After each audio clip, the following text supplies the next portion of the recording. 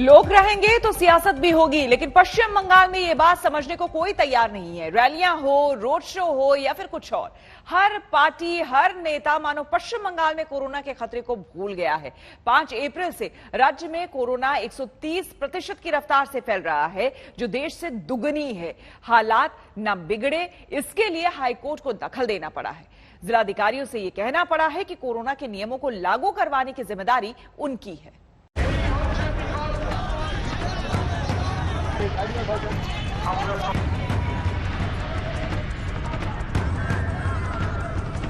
पश्चिम बंगाल की रैलियों को देखकर, वहां हो रहे रोड शो को देखकर सारा देश दंग है। चुनाव के नाम पर रैलियों में कोरोना के हर नियमों को रौंदा जा रहा है। नियमों के खुलेआम हो रहे इसी उल्लंघन पर अब हाईकोर्ट ने कड़ा रुख अपना लिया है। कलकत्ता हाईकोर्ट ने जिलाधिकारियों से कहा है कि सभी जिलों में होने वाले राजनीतिक कार्यक्रमों में कोरोना से जुड़े नियमों का पालन करवाने की जिम्मेदारी उनकी है। लिहाजा वो रैलियों, रोड शो में कोरोना की स्थिति पर नजर रखें। अगर उन्हें जरूरी लगे तो वो सोशल डिस्टेंसिंग का पालन करवाने के लिए धारा 144 भी लागू करने से ना चूके। अदालत ने सभी राजनीतिक आयोजनों में मास्क पहनना अनिवार्य बताते हुए सभी जगह सैनिटाइजर उपलब्ध करवाने के निर्देश दिए हैं। अदालत को यह सब इसलिए कहना पड़ा क्योंकि पश्चिम बंगाल की रैलियों में न 2 गज की दूरी है, न रैलियों में आने वाले लोगों के चेहरे पर मास्क। धीरे धीरे ही सही ये लापरवाही अपना रंग दिखाने लगी। पिछले 24 घंटे में पश्चिम बंगाल में कोरोना के 4,817 नए मामले सामने आए और 20 लोगों की मौत हो गई है। अकेले कोलकाता में कोरोना के 1271 नए केस मिलने से हड़कंप मच गया है। कोलकाता के बाद नॉर्थ 24 परगना में सबसे ज्यादा 1134 केस मिले हैं। चिंता की बात यह है कि 5 अप्रैल के बाद से राज्य में कोरोना के मामले 130% की रफ्तार से बढ़ रहे हैं, जो देश से दोगुनी है। कोरोना का मुकाबला करने में सरकारें नाकाम साबित हो रही हैं। अस्पताल से शमशान तक अफरा तफरी है, जो बंगाल के लिए किसी चेतावनी से कम नहीं है। कोलकाता से अरिंदम भट्टाचार्य के साथ इंद्रजीत कुंडू, आज तक।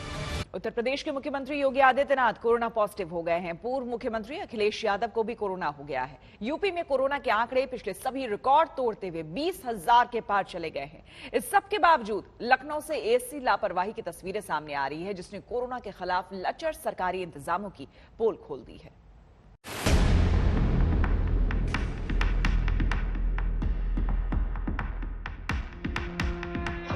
यहाँ कोरोना ना होना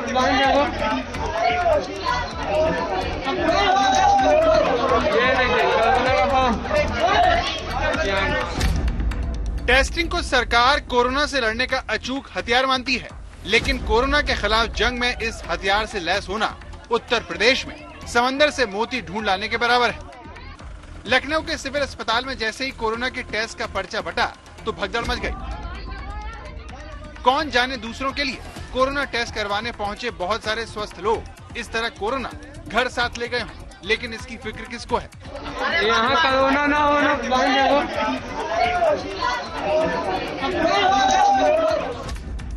मंगलवार को ही राज्य के कैबिनेट मंत्री ब्रिजेश पाठक ने अपनी चिट्ठी से राजधानी में टेस्टिंग को लेकर जनता को हो रही परेशानी की शिकायत की थी।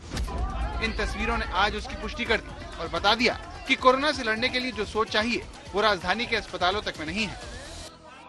हम मौजूद है लखनऊ के लोहिया अस्पताल में, जहां आप देख सकते हैं किस तरीके से लंबी लाइन लोगों की लगी है जो कोरोना की टेस्टिंग के लिए आए हैं, लेकिन काउंटर्स की कमी और जिस तरीके से लंबी वेटिंग यहां पर हो रही है, वो एक बड़ी समस्या के तौर पे लोगों के सामने है। यहाँ पर फीडिंग की सबसे ज्यादा दिक्कत हो रही है। यहाँ पे 1 घंटा 2 घंटा लग रहा है। अगर फीडिंग तेज हो तो वहाँ पे टाइम नहीं लग रहा है।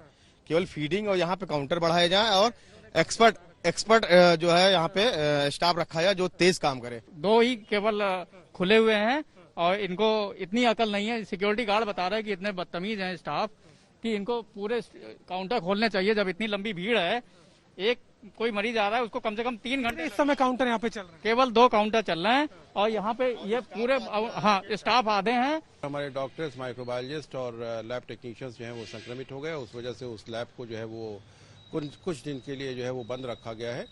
तो ये अब लोड जो है वो केजीएमयू के ऊपर और आरएमएल के ऊपर एक्स्ट्रा आ गया है। उस वजह से थोड़ा सा जो है विलम्ब हो रहा है।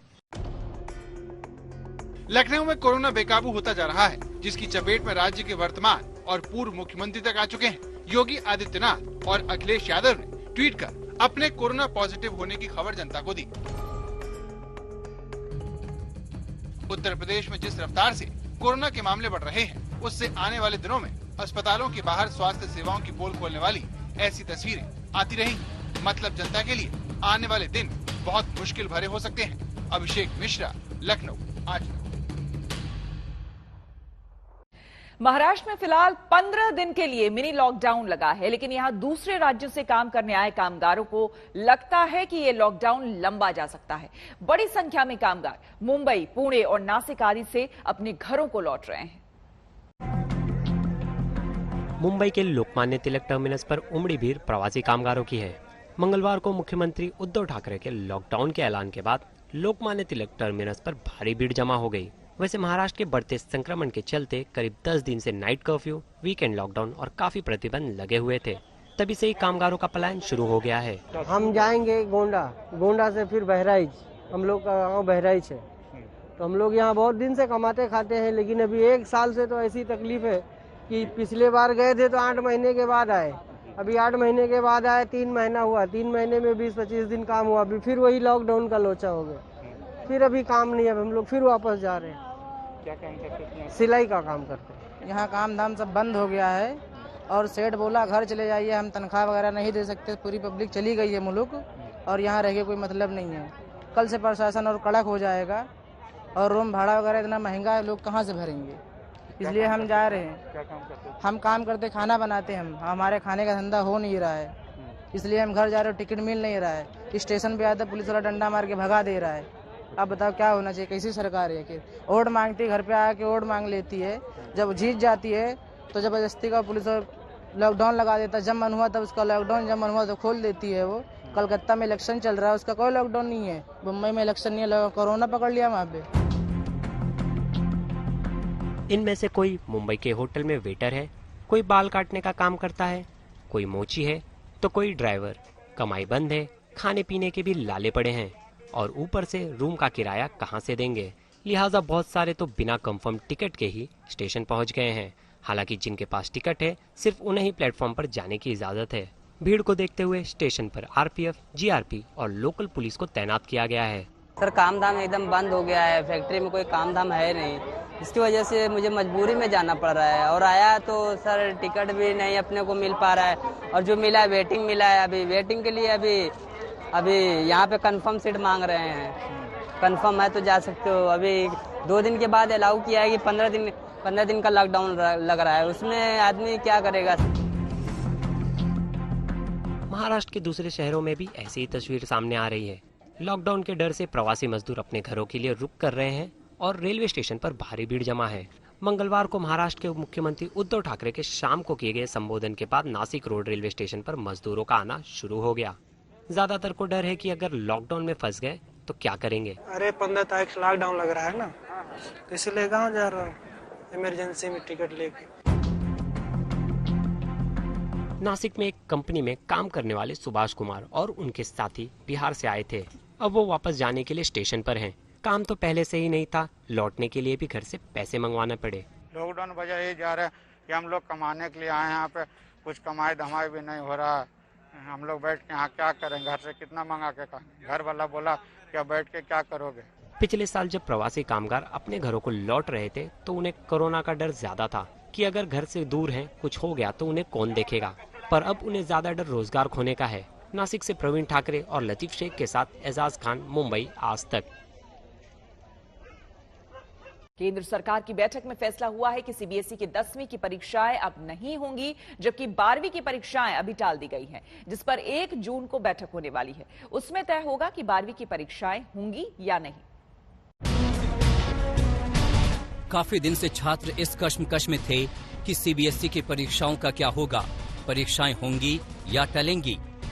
ऐसे में कोरोना की दूसरी लहर के कहर को देखते हुए केंद्र सरकार ने सीबीएसई की परीक्षाओं को लेकर बड़ा फैसला लिया है। जी हां, सीबीएसई की 12वीं की परीक्षाओं को टाल दिया गया है, जबकि 10वीं की परीक्षाओं को रद्द कर दिया गया है। बुधवार को प्रधानमंत्री मोदी ने शिक्षा मंत्री और मंत्रालय के अधिकारियों के साथ बैठक की, जिसमें ये फैसला लिया गया है। आदेश के मुताबिक 4 मई से 14 जून तक होने वाली 12वीं की CBSE बोर्ड की परीक्षाओं को फिलहाल टाल दिया गया है। 1 जून को एक और बैठक होगी, जिसमें तब के हालात के हिसाब से फैसला लिया जाएगा।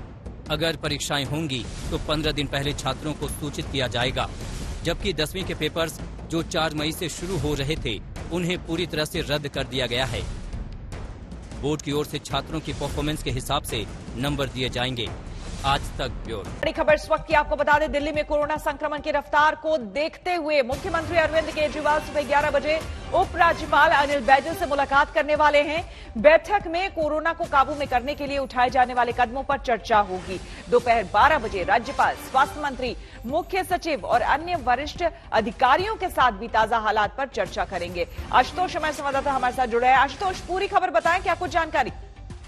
श्वेता, 11 बजे उच्च स्तरीय बैठक बुलाई गई है और इसको ध्यान में रखें कि कल जो आंकड़े स्वास्थ्य विभाग के द्वारा आए थे उसमें दिल्ली में 17,000 पॉजिटिव केस मिले थे और ऐसी स्थिति में अगर आपको हर दिन 17,000 केस मिले तो आप समझ सकते हैं कि स्थिति की गंभीरता क्या होती है।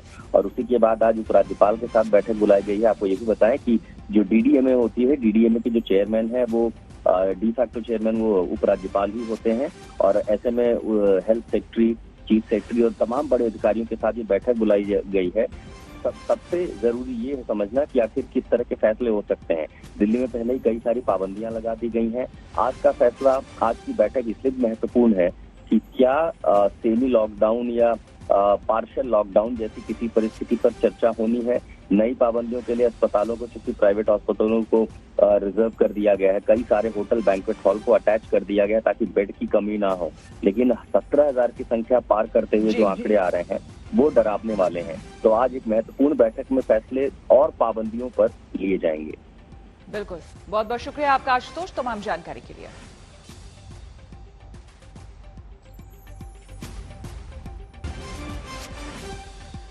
तो आपको बता दें, लगातार जिस तरह से कोरोना के केसेस बढ़ रहे हैं उसके मद्देनजर आज ये अहम बैठक होने वाली है। दिल्ली के मुख्यमंत्री आज बैठक करेंगे अनिल बैजल के साथ। तो ये देखिए आंकड़े आपको हम बताते हैं। देखिए महाराष्ट्र में कोरोना अटैक किस तरह से पिछले 24 घंटे के आंकड़े आपको बता रहे हैं। नए केस 58,952 केसेस सामने आए हैं। मौत का आंकड़ा देखिए बढ़कर 278 तक पहुंच गया है। संक्रमण दर जो है 15.86% तक पहुंच गया है। आपको जो हम तस्वीरें दिखा रहे हैं वो वाकई भयानक है, डराने वाली है। आपको बता दें, देश में कोरोना तांडव मचा रहा है। तो महाराष्ट्र में कल रात से कोरोना का महाकर्फ्यू शुरू हो गया है। उद्धव सरकार ने कोरोना के जो नए नियम बनाए हैं वो लॉकडाउन से कम नहीं है। इसे नाम दिया गया है ब्रेक द चेन।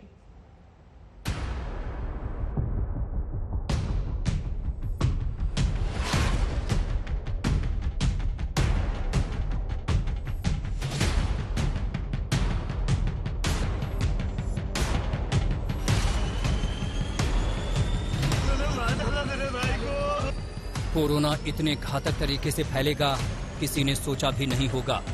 इस वक्त तो देश में ऐसा लग रहा है जैसे कोरोना का परमाणु बम फट गया है। यहाँ पे डॉक्टर चिल्लाते रह गए, डॉक्टर चिल्लाते रह गए, कोई डॉक्टर नहीं आया, कोई डॉक्टर नहीं आया। कोरोना के केस जितनी तेजी से बढ़ रहे हैं और जितनी तेजी से कोरोना मौत दे रहा है, समूचा देश कोरोना के खौफ से थर्राया हुआ है। देश के 8 राज्यों जहां कोरोना ने त्राहिमाम मचाया हुआ है, सबसे पहले उन 8 राज्यों के आंकड़े आपको दिखाते हैं।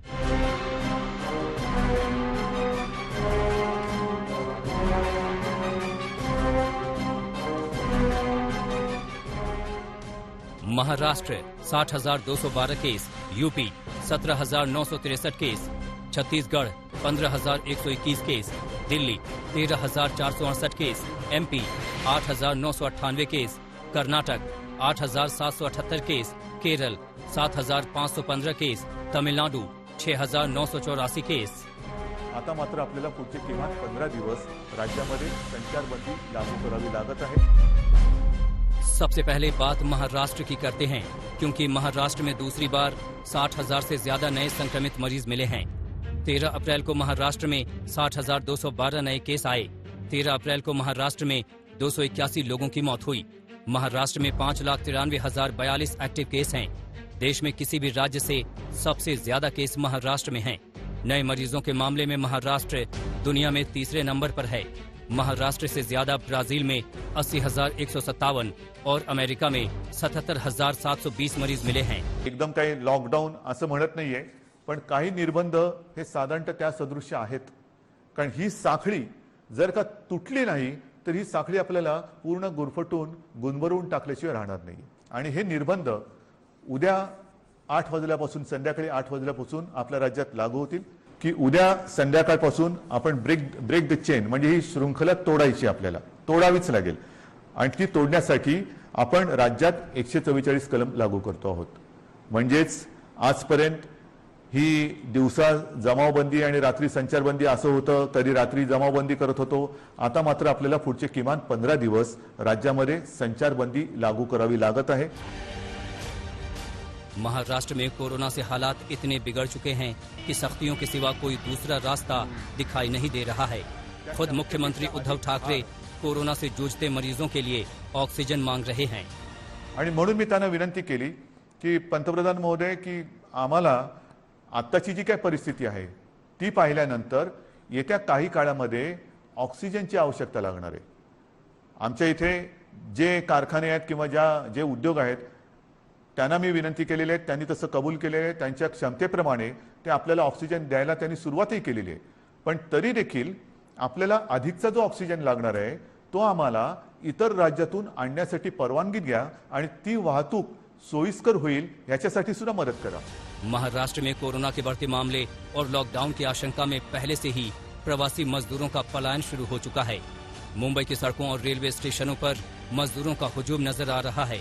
इस हालात को देखते हुए उद्धव ठाकरे ने मजदूरों के लिए 5,500 करोड़ के आर्थिक पैकेज का ऐलान किया है।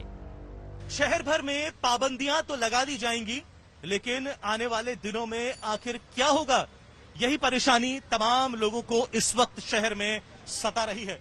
ग्राउंड जीरो पर उन आवाजों को आपको सुनाते हैं जिनकी बातें रियली मैटर करती हैं। पहले से ही बहुत बुरी हालत है, और बुरी हालत हो जाएगी। और जब हमारे को अगर चालू भी रखने बोलेंगे, जब पब्लिक नहीं रहेगी तो हम धंधा कहाँ से करेंगे।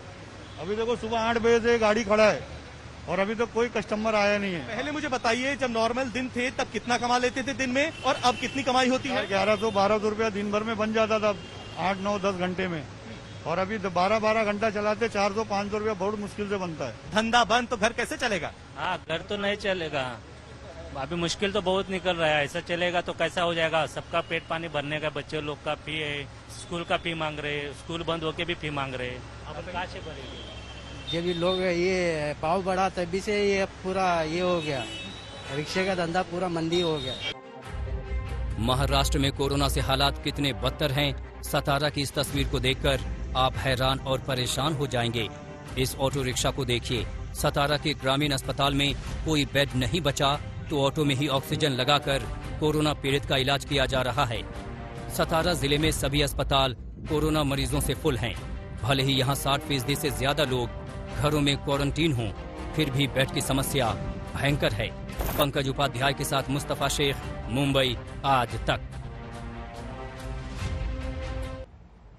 बात करें अगर बिहार की, तो बिहार में कोरोना के 4,786 नए मामले सामने आए हैं, जो एक रिकॉर्ड है अपने आप में। राजधानी पटना में कोरोना के 1,483 नए मरीज हैं। कोरोना बीमार कर रहा है, लेकिन मरीजों को कोरोना से ज्यादा वो हेल्थ सिस्टम मार रहा है, जिसका समुचित विकास ही कभी जिम्मेदारियों के साथ सरकारों ने नहीं किया। कोरोना पॉजिटिव थे, रात में आए थे तो हम एम्स गए, वहाँ बोले कि यहाँ जगह नहीं है। 1.5 घंटा से बाहर धूप में ही खड़े रहे थे, तो पापा हमारे नहीं।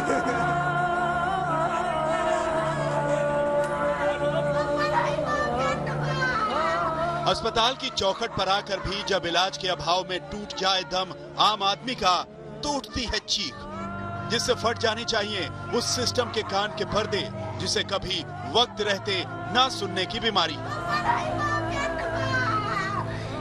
इस तस्वीर में एक माँ है, माँ से चिपटकर उसे संभालता एक बेटा है। वो बेटा जो अपनी माँ को ढांढस बंधा रहा है, जिसने अपना पिता और उसकी माँ ने अपने पति को इसी अस्पताल की चौखट पर सिस्टम की नाकाम नीतियों के कारण खो दिया। ये एक पूर्व फौजी का परिवार है जिन्हें पत्नी और बेटा लखीसराय से पटना के नालंदा मेडिकल कॉलेज अस्पताल के कोरोना वार्ड में इलाज के लिए लेकर आए थे। लेकिन आरोप है कि 1.5 घंटे तक पटना के इस अस्पताल के भीतर तक दाखिल होने की इजाजत नहीं मिली। कोरोना से तड़पता एक पूर्व फौजी हॉस्पिटल की दहलीज पर धूप में इंतजार करते करते दम तोड़ देता है। आए तो 1.5 घंटा पहले पापा बहुत सीरियस में थे। हम बोले भी कि पापा को अंदर एडमिट कर दीजिए, उसके बाद जो करना, तो धूप में छोड़ दिए पापा को।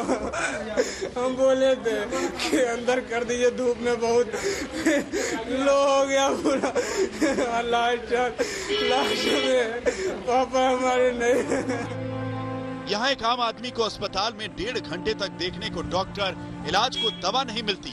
उसी अस्पताल का दौरा करने जब बिहार के स्वास्थ्य मंत्री मंगल पांडे पहुँचते हैं तो आधा दर्जन से ज्यादा डॉक्टर और दूसरे मेडिकल स्टाफ बाहर अगवानी के लिए खड़े मिलते हैं। कार से उतरते मंत्री के लिए अस्पताल के अधिकारी और डॉक्टर आ जाते हैं, लेकिन इन्हीं में से एक डॉक्टर भी अगर उस पूर्व फौजी को वक्त रहते देखने को मिल जाता तो इस माँ के मांग का सिंदूर नहीं उजड़ता।